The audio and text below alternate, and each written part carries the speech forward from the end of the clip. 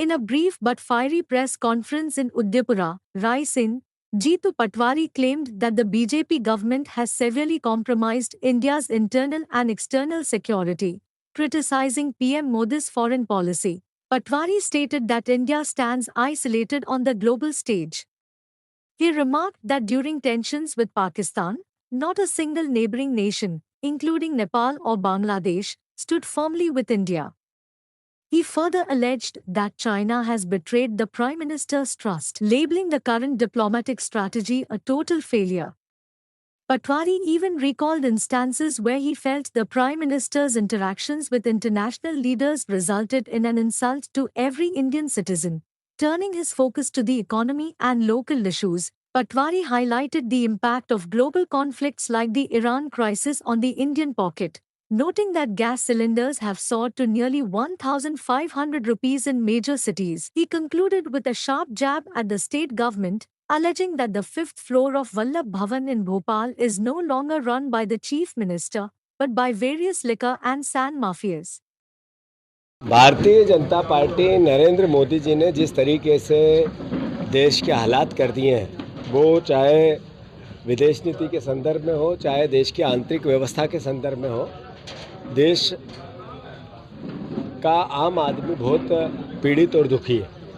आप देखो कि जब पाकिस्तान से हमारा युद्ध हुआ तो दुनिया का एक भी देश भारत के साथ खड़ा नहीं हुआ। पाकिस्तान परंपरागत हमारा दुश्मन है, पर उसके साथ नेपाल हुआ, बांग्लादेश हुआ, चाइना हुआ, अड़ोस पड़ोस के जितने देश हैं, एक भी भारत के साथ उस समय स्पष्ट रूप से खड़ा नहीं मिला। ये मैसेज है कि नरेंद्र मोदी जी को जिस तरीके से चाइना से भूमि की कब्जे को लेकर बातें हुई, बाद में स्पष्टता सामने आई, तो इनकी विदेश नीति टोटल फेल हुई।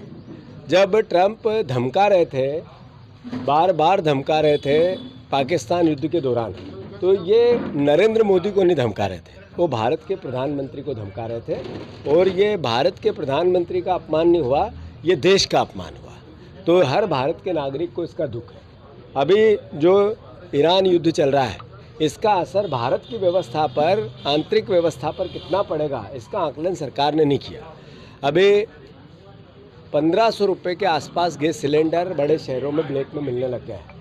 ये 60 रुपये की वृद्धि, पेट्रोल क्रूड ऑयल लगातार वृद्धि नेचुरल है, स्वाभाविक है कि सरकार हाथ ऊंचे करेगी और उसका असर फिर जनता पे आएगा। अभी ट्रेड डील हुई, उसका असर किसानों पे आया। हमारे धान के किसान हो, मक्का के किसान हो, सोयाबीन के किसान हो, कपास के किसान हो, जो रेट थे 40% तक गिरे हैं। आप चेक करो इस बात को।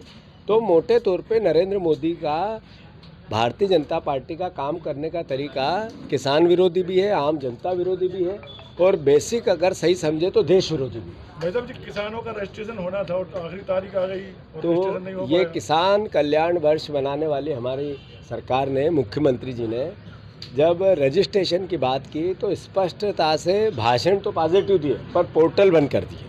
तो ये पोर्टल बंद करना, ये मैसेज है कि कम से कम रजिस्ट्रेशन होना। और 2700 रुपये के गेहूं की आपने बात की थी, वचन दिया था, वोट लिया था, तो स्वाभाविक है आपको करना चाहिए। जब हम ये सवाल करते तो हमें गालियां देते हैं, मंचों से गालियां देते हैं, कांग्रेसियों को कोसते हैं। तो ये मैसेज है कि ये वादा खिलाफी करने वाले परिवार के, भारतीय जनता पार्टी परिवार के लोग हैं।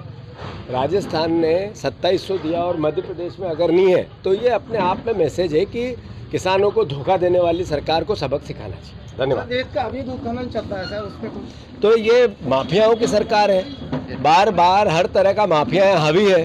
वल्लभ भवन की 5वीं मंजिल पर मुख्यमंत्री का राज नहीं है, सरकार का राज नहीं है, माफियाओं का राज है।